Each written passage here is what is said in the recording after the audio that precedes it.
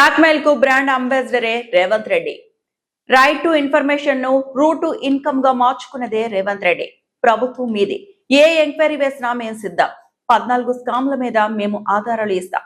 ఏ enquiry వేస్తావో వేయి, చర్యలు తీసుకో. వట్టివాగులపల్లి బాధితులు ఈ రోజు మీడియా ముందే మాట్లాడారు. రేవంత్ రెడ్డి దమ్ముంటే పొంగులేటి మీద చర్యలు తీసుకోవాలి అని కేటీఆర్ సవాల్ విసిరారు. ఆయనకు తెలిసినంతగా ఈ దేశంలో బహుశా ఎవరికి తెలియదు కాబట్టి ఆయన మాట్లాడితే దయ్యాలు వేదాలు వల్లించినట్టుంటది. అంతకంటే ఎక్కువ నేను చెప్పను. ప్రభుత్వం మీది, మీరు ఏ విచారణ చేయాలనుకుంటే ఆ విచారణ చేయవచ్చు అని చెప్పి నిన్ననే మా పార్టీ తరఫున చెప్పాం. మీరు ఏ ఎంక్వైరీ ఏ అంశం మీద వేయాలనుకున్నా మేము దాన్ని స్వాగతిస్తాము, సహకరిస్తాము. తప్పకుండా పూర్తి స్థాయిలో మేము ముందుకు వస్తున్నాం. అట్లాగే నిన్న మేము మా శాసనసభా పక్షం నుంచి ముఖ్యమంత్రి గారికి ఉత్తరం రాశాం. ఆయన బాగా ఉబలాట పడుతున్నాడు. మీరిద్దరు ఉత్తరం రాయండి, నేను ఎంక్వైరీ చేస్తా అన్నాడు. మేము ఇద్దరం కాదు, మొత్తం 40 మంది ఉత్తరం రాసినాం.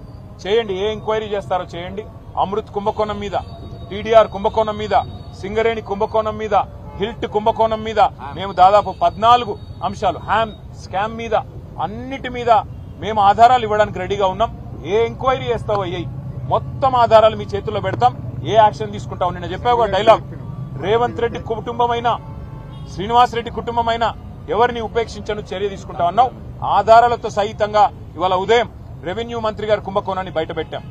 సతీష్ షా, పల్లవి షా వాళ్ళు పాపం బాధితులు ఇవాళ మీ ముందే మాట్లాడారు మీడియా ముందు. దమ్ముంటే చర్య తీసుకొని ముఖ్యమంత్రి గారు చూపెట్టాలని చెప్పి కూడా మేము డిమాండ్ చేస్తాం. మరిన్ని అప్డేట్స్ కోసం మా ఛానల్ ని సబ్స్క్రైబ్ చేయండి.